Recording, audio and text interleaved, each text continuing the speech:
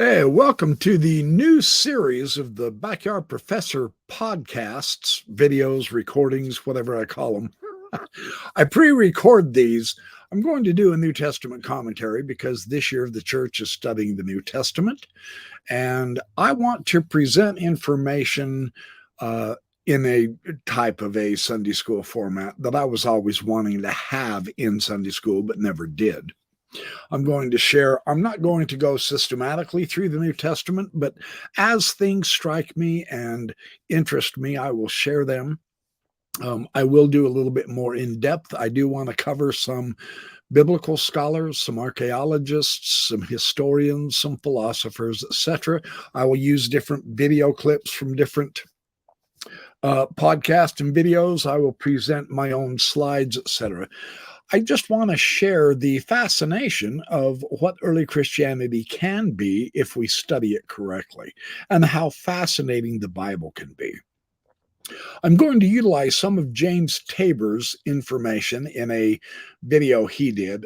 He is like a one-man show. He does Old Testament materials. He does Dead Sea Scrolls materials. He does historical Jesus studies. He does Paul and Revelation. He does the New Testament and the Old Testament and early Christian history and Second Temple Judaism, and he is fabulous. He's fun.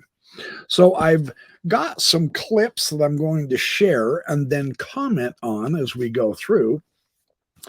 He has discovered some very interesting archaeological materials that bring the New Testament people to life. And it's absolutely delightful. I love this kind of combination of archaeology with the texts, with the history, both from within the New Testament and from outside sources.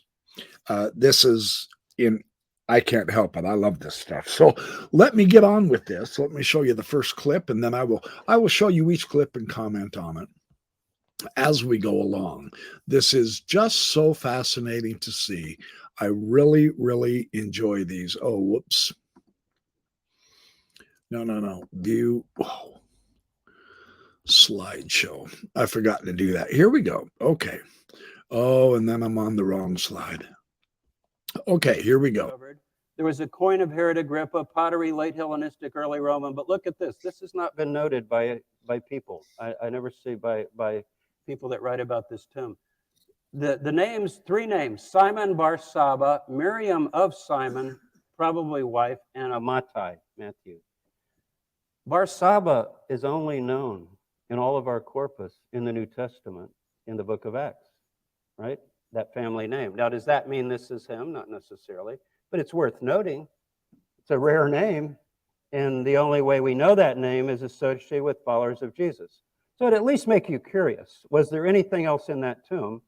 Since there's a family name that we only know in the New Testament in the book of Acts, doesn't mean it's him, but is there anything else? Well, in fact, there is.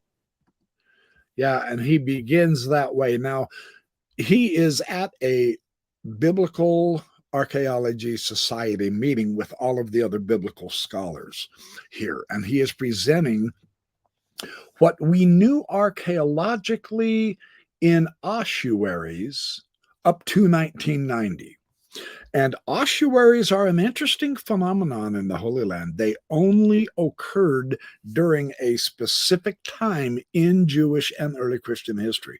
And if I remember correctly, don't exactly quote me, but I believe this started at 50 BC, and ossuaries were used until the destruction of Jerusalem 70 AD. So many ossuaries that are found were potentially created, existed, and contained the bones of people who lived in the Holy Land when Jesus was there.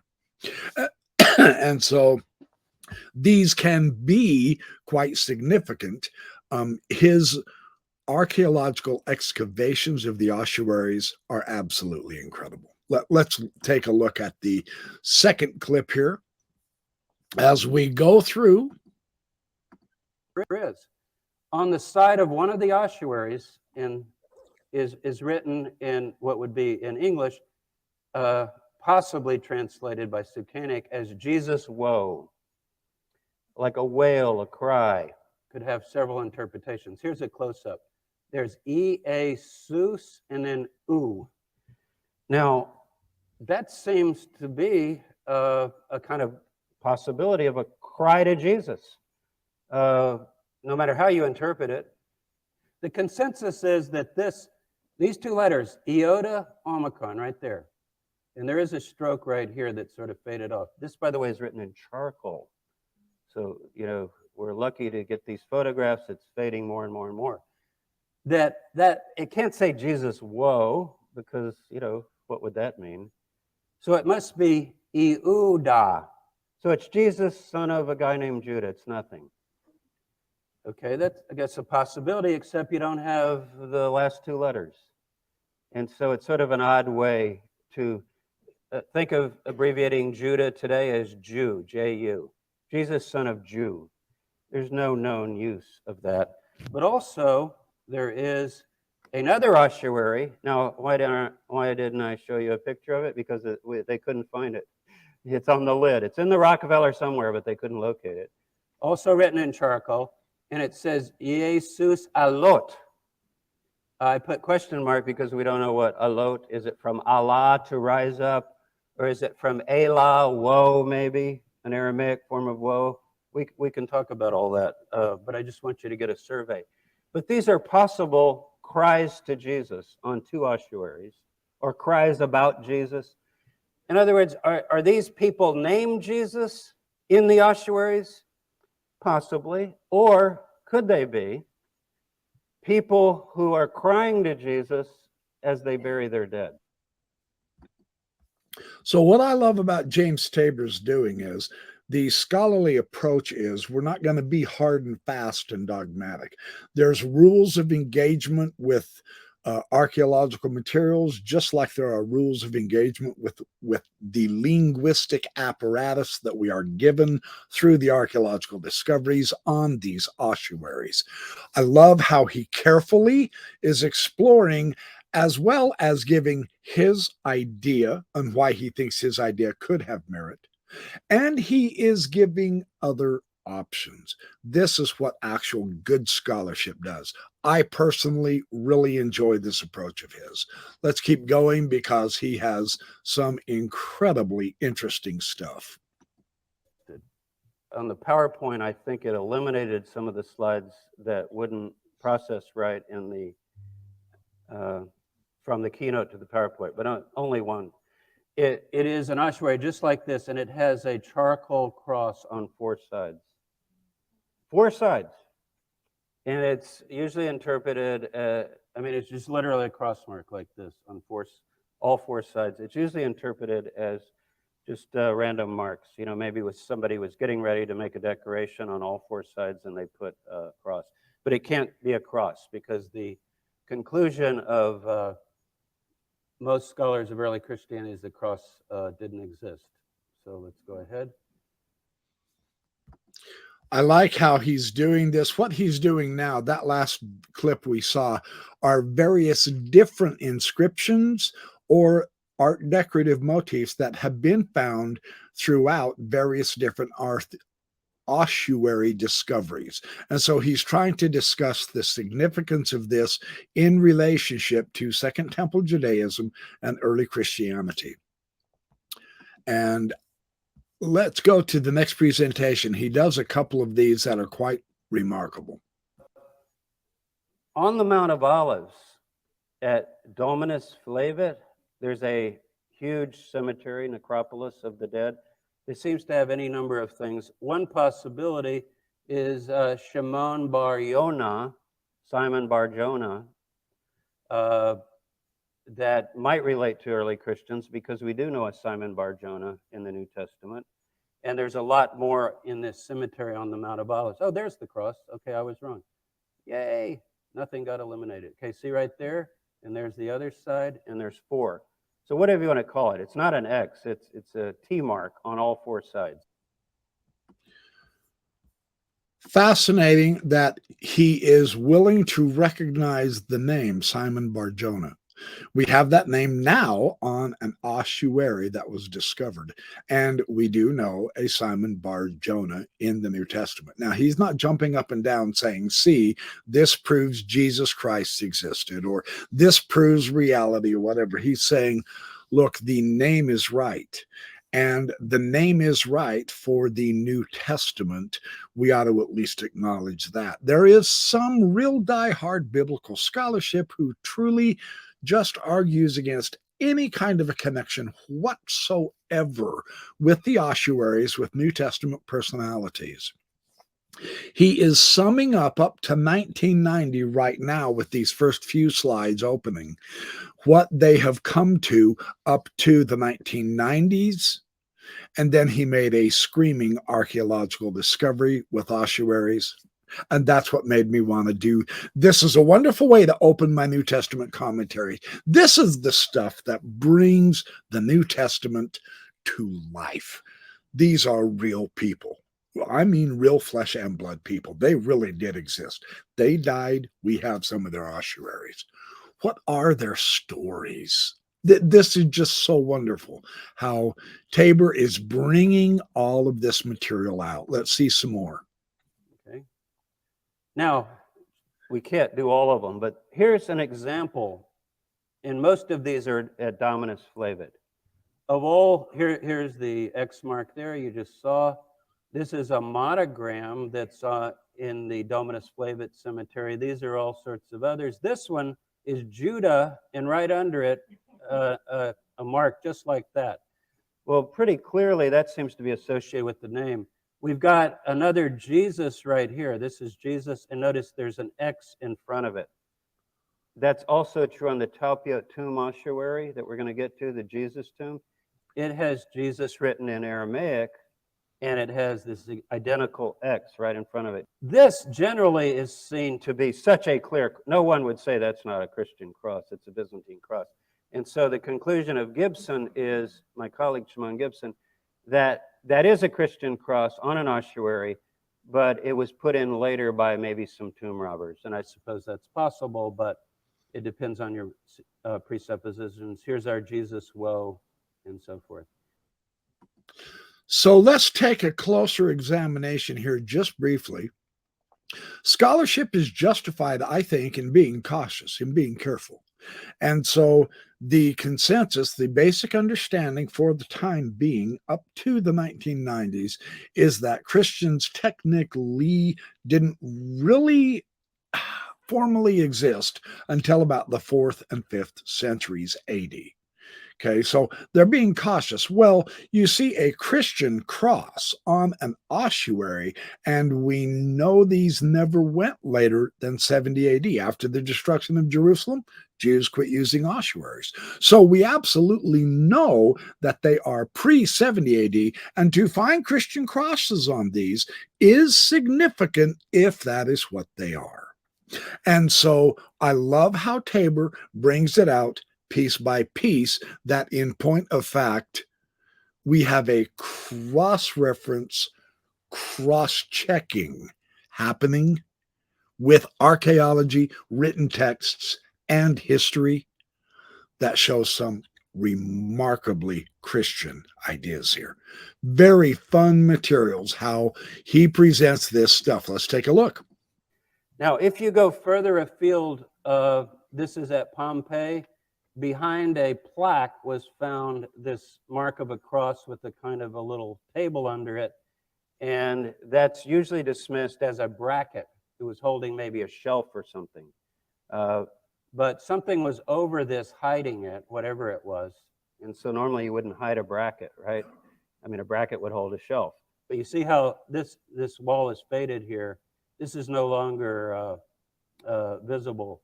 But to the charge that the cross is not used in the 1st century, we do have a text, the Epistle of Barnabas, dated usually around 100 AD. He talks about the symbolism of a passage in Genesis where Abraham circumcised 10 and 8 and 300 men. I'm talking like Abraham Lincoln. And he's getting symbolism out of that. Early Christian writers did this all the time. Oh, why would there be so many fish, that Jesus caught? And why would there be But what he says about that, I'm not as interested in. He says it's symbolic. If you write the number 318 out in Greek letters, it represents Jesus. You get Jesus Christ, and then you get the T. The T. He says, look, and because the cross, which is shaped like the T, was destined to convey grace, it also mentions the 300. So you have an early Christian right at the turn of the first century saying the cross, which is shaped like a T. So there's a literary text that would show us that Christians were thinking about maybe the T shape or the tau shape as standing for the cross. The consensus would be that there are no Christian crosses until the late third, early fourth century. So anything like that found earlier is not a cross. What I'm suggesting here is that we revisit. And I cut him off just a little bit. What he's saying is we revisit that aspect of our scholarly understanding because we not now only have direct archaeological materials showing crosses were pre-70 AD, but now we have textual criticals as well, textual information, I should say, as well, that also confirms the archaeological. This is the best of both worlds. I love how he builds up this case, but he is nowhere near done. Let's keep looking at him. He really has a whopping, I'm only giving you bits and pieces. He has a full hour of this. That's fabulous. Now, here's something interesting. This is Figueres. And we met with him all day at Bet Shemesh, where they have all the ossuaries. And we showed him, we had actually filmed this fragment at the Israel Museum in the basement where they have it. Everything's scattered about. But he had published it. And he was very excited when he found it. It's a fragment of an ossuary. And it's the word Yeshua. See? Yod, Shen, right there. And see the Yeshua inside a circle, maybe? A circle? Or maybe a fish. He suggested a fish. Now, why would anyone write Jesus inside a fish? Some of you could take a guess right away. There's a passage in the New Testament about Jesus being in the belly of the earth, like Jonah in the belly of a fish. Is it a fish? Is it a circle? Rachmani says that this is Figueres' interpretation. He calls it a over-interpretation. I think he says it's fanciful and so forth, that it's not a fish, it's just a circle.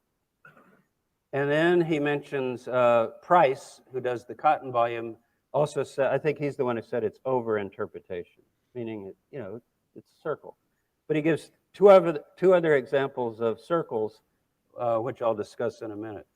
But because you've got this little cross mark here, very clearly made, and maybe the mouth here, I'm not going to dismiss Figueres' interpretation, especially in the light of what we recently found at Talpiot. Yeah, he is saying, okay, look, it could have been a circle, a badly made circle. Not really, though, because it came in an oval and then there was a little cross like a tail at the back. But this type of figure shows up again and again and again where they're not really circles. Again, the movement, the improvement, and the enlargement of our information with a great cross-check between linguistic textual materials as well as direct archaeologically discovered materials makes this really genuinely fun and interesting to look at. Let's take a look at the next one that he's got for us. A lot of opposition, but early on he said, I would argue that this is the earliest evidence of early Christianity. Christians remembering Jesus and the fish, and the symbol of the fish is the symbol of eternal life for Jonah, as this would be a possible Jonah image. So he is saying, I'm going to take a stand based on this new evidence that we have as it conjuncts really well with the evidence we've had up through and into the 1990s. And he has further materials with which he continues to present. We also started looking around, and all of a sudden we're seeing little fish all over the place. This is an ossuary. I admit it's crudely drawn, but if you study them closely, it's hard to scratch in limestone with just a blunt nail. And this particular one is not just a random ossuary. On the lid, it says Mariamne. It says Mariamne, which is the special name for Maria that's used in the Talpiot tomb. So you have a lid that says Mariamne, and then you have three little fish written across the ossuary, if they are fish. Most of my colleagues would say, Tabor, you're dreaming, you're delusional, those are just random scratches. But they're sort of defacing, wouldn't you say? What would you say about this? It doesn't say Jesus. This could be letters, or it could be features of the fish, if it is a fish. But this is on one of the ossuaries that we examined. So he's building his materials up, and he's saying to his critics, okay, well, I might be dreaming on one, but what about this second one? What about this third one? What about this fourth one? And what about the new archaeological materials found with the epigraphic drawings on these ossuaries? And as we will see here in the next few slides, this gets really interesting. Now he's winding up, getting going. He's getting ready to hit the grand slam home run. Let's keep watching. Now, I've got 3 slides here. This is pretty dense. So obviously I'm not going to go over these. I'm going to make a point though. These are the 21 references to Jesus in all languages, Yeshua or Jesus, in other words, Greek, English, Greek, Aramaic, or Hebrew. I don't think there are any Latin. All the locations, 21 of them, including the Talpiot Jesus tomb that has 2, including the Jesus fish that you just saw, Jesus in a fish, let's call it. That would be 1. So if you start talking about, and then we just saw the Jesus woe and the Jesus alot, so that would be take away 5 that might even refer to Jesus. We began to discuss among ourselves, you know, those late night light bulbs that go on, rather than being common. Some of my colleagues on television, I remember after our film showed, said, oh, the name Jesus, that's so common. Well, it's 4, we know exactly how common. What is it, 4.4% basically. So, you know, it's the difference between James and Jimmy. My actual birth name, I can pull out my passport, is Jimmy. 1946, now you know how old I am. Guess what? Was not common. James was the most common male name. Jimmy was one of the rarest male names. Say, well, Jimmy is James. No, it isn't. I've borne that burden all my life. Jimmy is not James. So my dad liked the name Jimmy. Maybe Jimmy Stewart, I don't know, but you know, it was popular in the war. So I like how fun he is, but now he's really going to show some powerhouse materials with an increase of epigraphic material, not a decrease. And this is so fun how he brings this out. It is quite remarkable. So if you take all the names, nicknames, all the forms of the names, 21, and you start looking at them, half of these clearly cannot be Jesus of Nazareth, okay? Like this one. Jesus, father of Simondi. This one is Jesus, son of Dithicios. But here's just Yehoshua. And as you go on down, you find that here's Yeshua. That's the one that has the cross with it on the side of it. As you go on down and look at the others of the 21, here's the Jesus alot. And here's Jesus woe. If it is, instead of Judas, Jesus woe. So what am I saying? I'm saying that it's possible that followers of Jesus, especially around Talpiot, because in the Mount of Olives, are putting Jesus on their ossuaries, not because the guy inside is named Jesus, but because they're thinking of Jesus. So this would be a vocative use of the word Jesus. If we just had the name, I think it would be less likely. But if Jesus alot and Jesus iu, Jesus woe and Jesus rise up, stand, then we would have a couple of examples there in the Barsabbas. Okay, he is saying, let's keep looking because we have an increase of information. We now recognize the old criticism was, well, I mean, yeah, you know, you find the name of Jesus and all. It can't have anything to do with the New Testament Jesus because it was so common. Through the analysis of the scratchings of the name on the various, and there have been many ossuaries discovered, we're learning now that Jesus was not so common. And so this kind of eliminates one of the criticisms against the New Testament. That's kind of interesting. But he has a lot stronger materials coming up right here, right now. Up until the Talpiot Jesus tomb and the tomb 200 feet away that I reported on last time, that's a rough survey of what we had. We had names of Jesus, we had possible crosses, we had maybe a Jesus, you know, cries to Jesus, and some of the other things we've seen, and maybe the fish image. I'm thinking now, because of what's been found in the Talpiot tomb, we need to revisit all the other evidence, because this to me is very, very clear.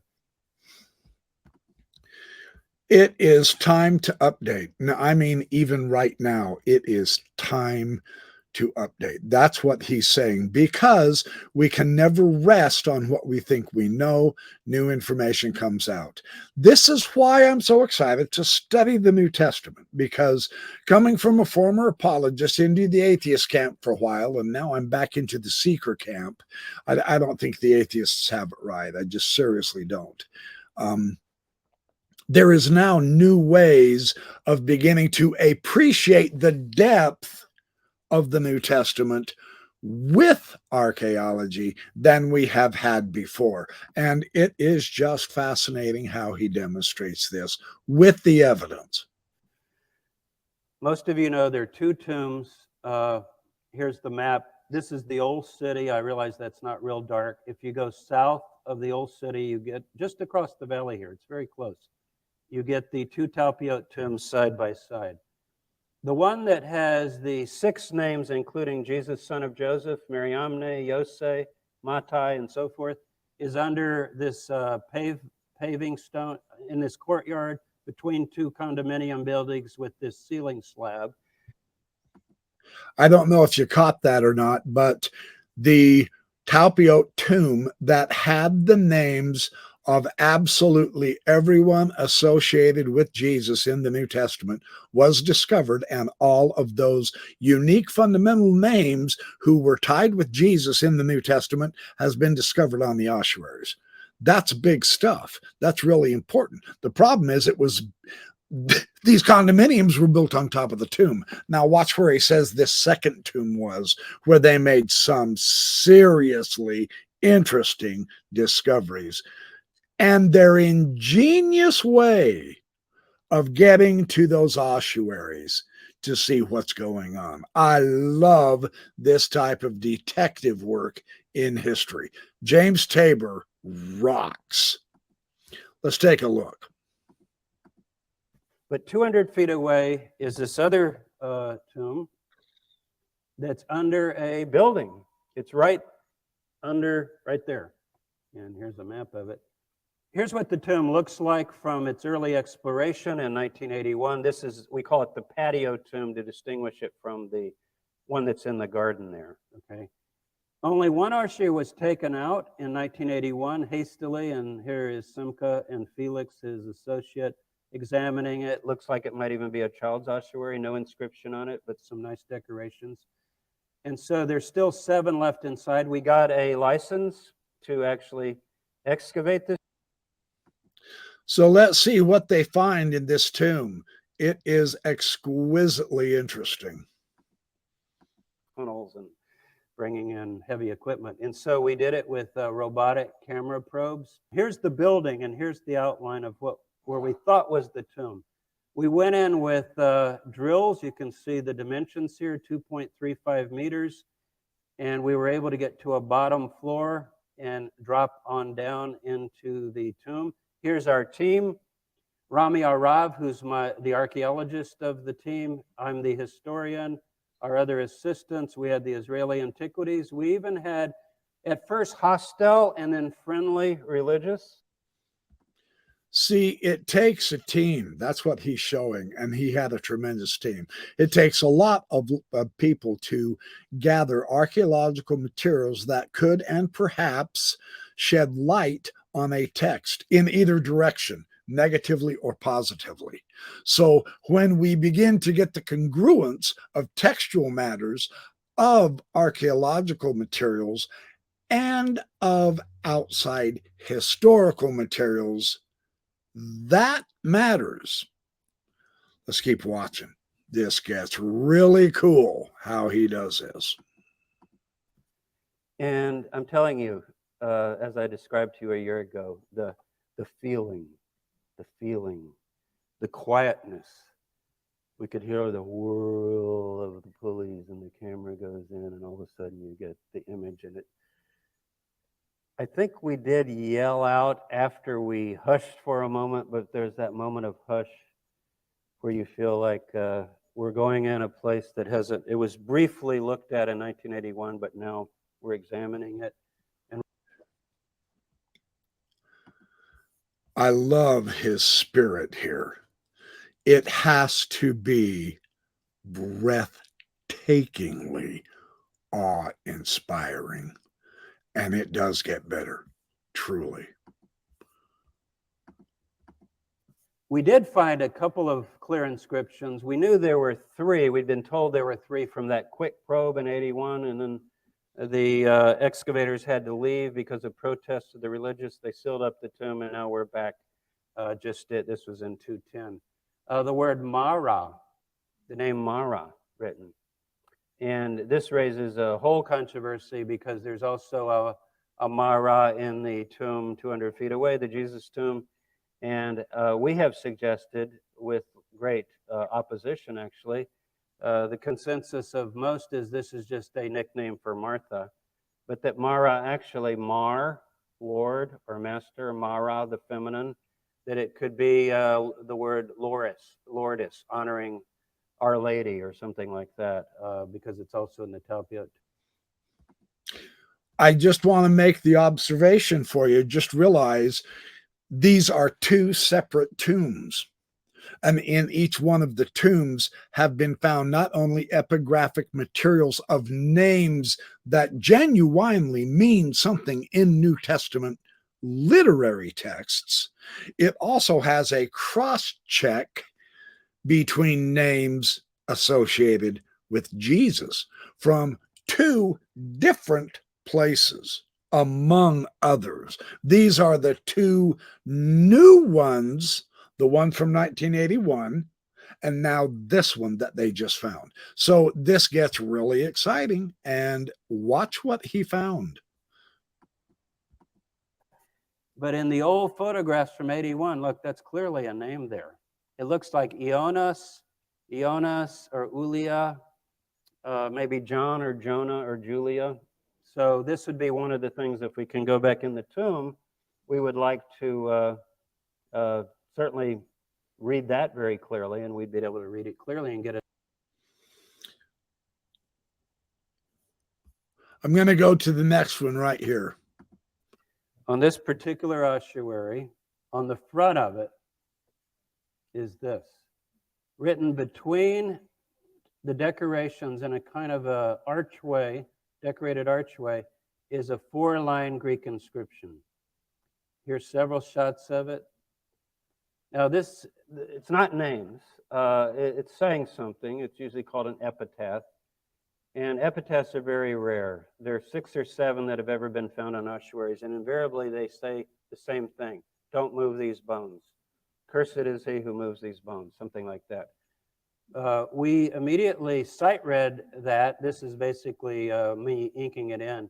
We read it as Dios Iao Upso Agba. And Dios is the wondrous one, like Zeus, but it's an adjective. Dios, the wondrous one.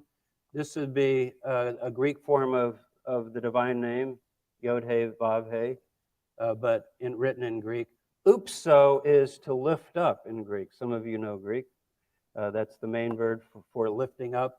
Agba we couldn't figure out, so I'm going to leave that for a minute.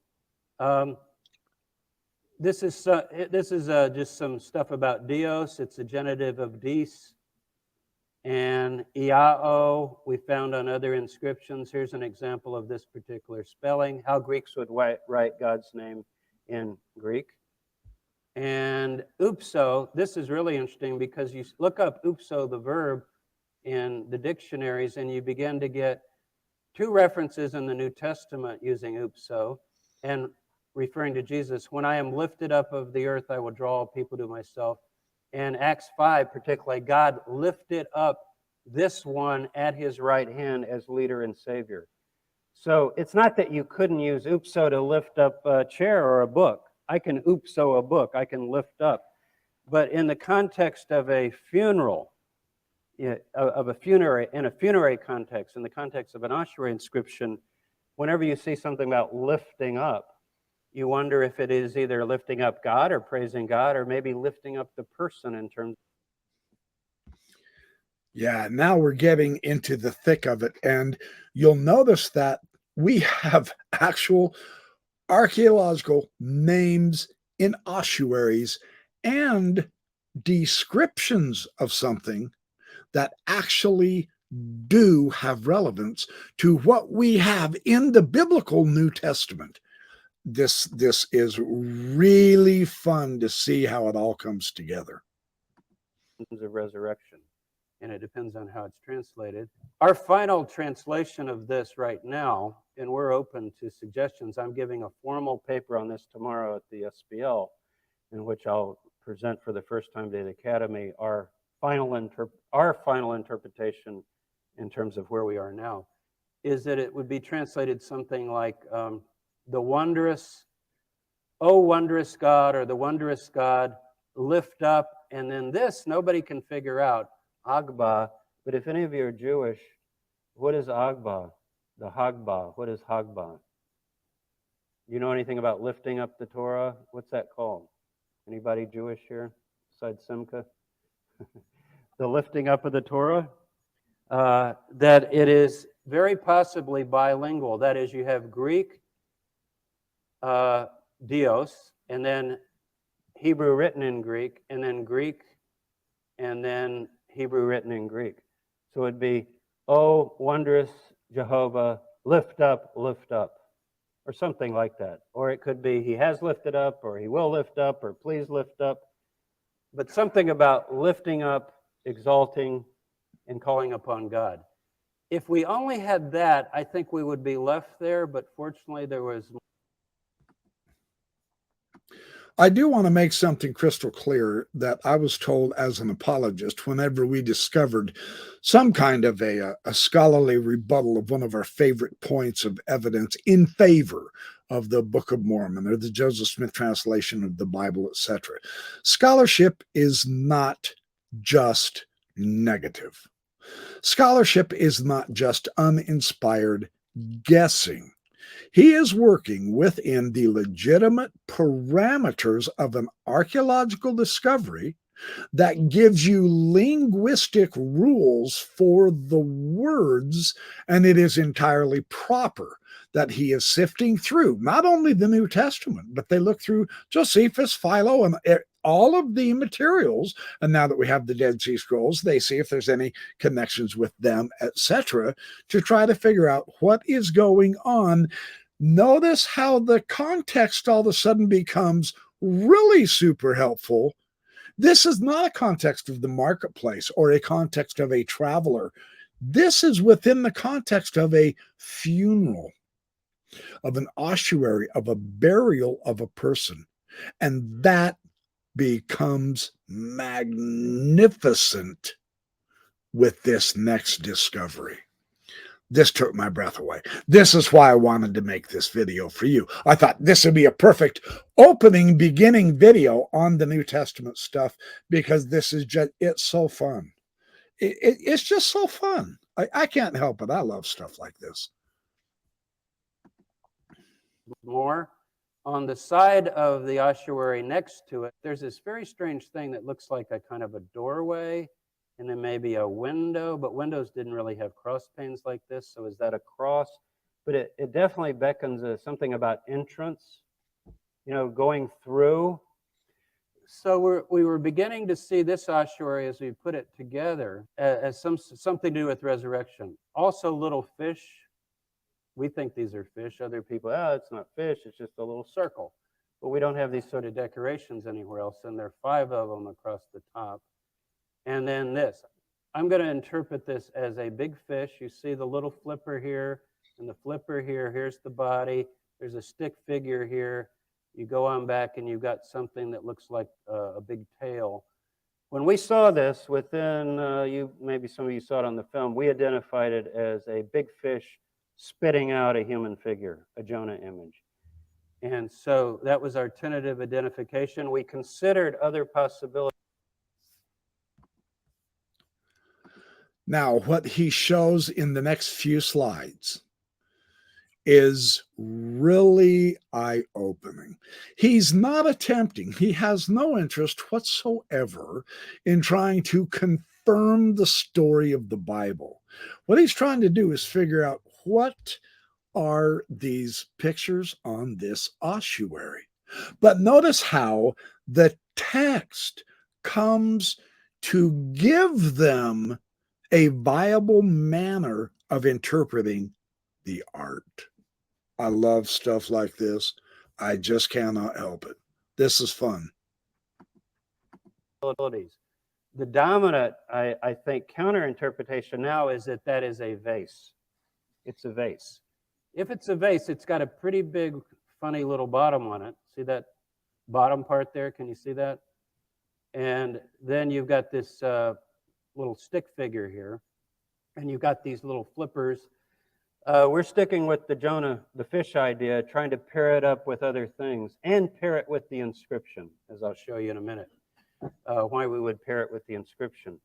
Now, Charlesworth, though, you know Charlesworth. He's here this week, right? I think he gave a lecture.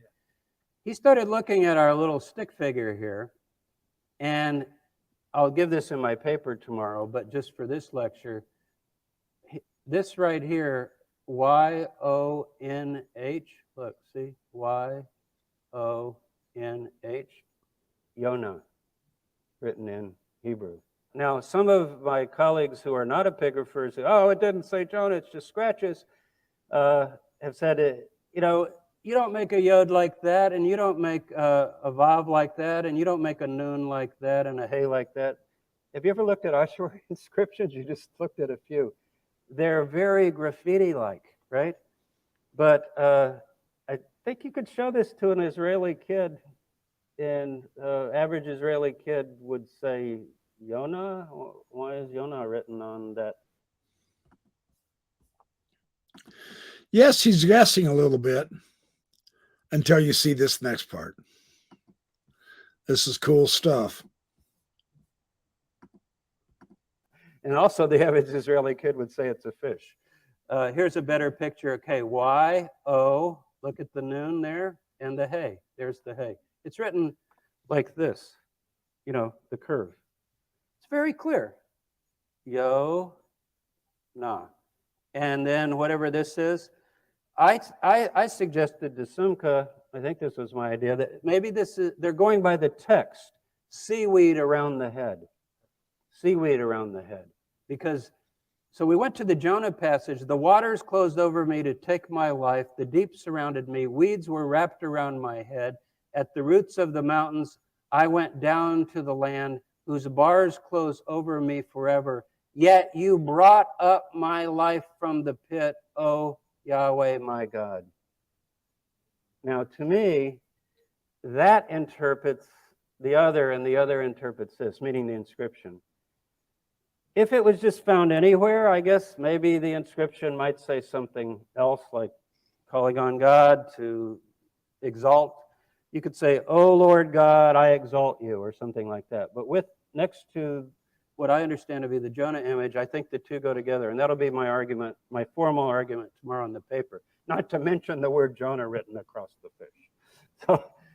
So the point is, if we have this 200 feet away from a Jesus tomb with some Jesus, son of Joseph, with these other names associated with the Jesus family, do we have not only evidence of early followers of Jesus, but maybe even the very people who buried Jesus in his family and cared for him and are celebrating his resurrection? Fantastic. But this final slide, to me personally, is a terrific clincher.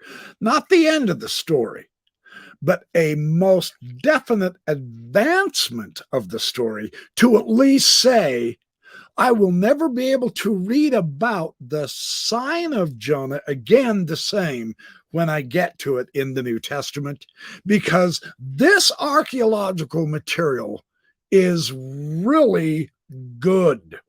It is in the right time. It is in the right place. It is sharing between various tombs. It is giving us the actual names used in the New Testament, who associated with Jesus, including the name of Jesus, and it's giving us the proper historical setting of it as well. Let's watch this last one. This is really amazing. So, what about Jonah? This is a table from Snyder, Graydon Snyder, in which he goes to the catacombs at Rome and lists all of the motifs that early Christians used in their artwork. And you can just go down the line. Giving life to Eve, Adam and Eve, Noah and the ark. And here's the totals. So Noah and the ark, because that's salvation, right? You're in the ark, you're saved by water. You can find 8 Noahs in all the catacomb art. Now this would be 4th century, really. Late 3rd, early 4th century. Look at this. Just go on down. Jonah cast into the sea, 38. Jonah and the fish, the ketos, 28. Jonah at rest, which is paradise. You know, he gets out of death, 42. Look at that. By far, there's no other image. If you put these 3 together, it's over 100. 100 images of Jonah in the catacombs. So how are Christians representing resurrection of the dead in the 4th century? Look at this. Sea monsters spitting out Jonah, Jonah being spit out, Jonah being spit out. They're just 3 examples. So here's the problem. 1st century followers of Jesus, 4th century Christians in Rome. Quite a gap, right? But if there is a saying in the Gospels about the sign of Jonah, we're already in the 1st century. As if we first got Jonah traditions in the 4th century, and let's say Augustine or some other 4th century writer said, you know, Jesus is sort of like Jonah. And everybody said, that's a great idea. I'm going to start doing Jonah images to represent the resurrection of Jesus. Then you would have an argument that, well, there's no literary evidence that it's in the 1st century, but we have literary evidence that it's in the 1st century. And it's in our Q source, right? The earliest gospel source. I realize this is very small for you to read, but you can maybe see the underlining. We have 2 versions, Luke and Matthew. And remember, Matthew often expands and interprets Q. Q is that earliest collection of the sayings of Jesus embedded in Matthew and Luke. And he often expands Q, meaning he explains it. I tell my students, for the dumb reader, you know, he'll say, there will be no sign given but the sign of Jonah. And all of you who are in would go, sign of Jonah, I got that. I'm one of the Gnostics, right? I'm one of the, you go, someone raised their hand in the back. What's the sign of Jonah? Read Matthew. Matthew helps you. For as Jonah was 3 days and 3 nights in the belly of the fish or the whale, so shall the Son of Man be 3 days and 3 nights in the heart of the earth. So here we have a 1st century tradition, 1st century, in Syria, Palestine, in which Christians are talking about the sign of Jonah and interpreting the sign of Jonah, not just as a symbol of repentance, but as a symbol of Jesus' resurrection. So I think we've got it back to the period of the life of Jesus, and if it's beginning with the Q source, we usually date that as early as even 50. So that's what we found. We found the inscription, we found the Jonah image, we found those other names and peculiarities next to the Jesus tomb, and what we now want to do is go back and reinterpret everything. This Jonah image makes me more convinced that the Figueres circle, so-called, with Jesus written in it, is probably also a Jonah image. And that fish with the two letters that we're not sure what they are, I think it might be Iota, Eta, which would be the first two letters of Jesus, that could be a Jonah image. And we're looking at other scratchings and markings and so forth in terms of early Christians that might have left evidence of their faith behind. If they're going to leave evidence of their faith behind in a tomb, I think it would most likely have to do with something about resurrection, hope, the cross, salvation. In Jesus, we have hope as we bury our dead. So that's what we would expect, in tombs.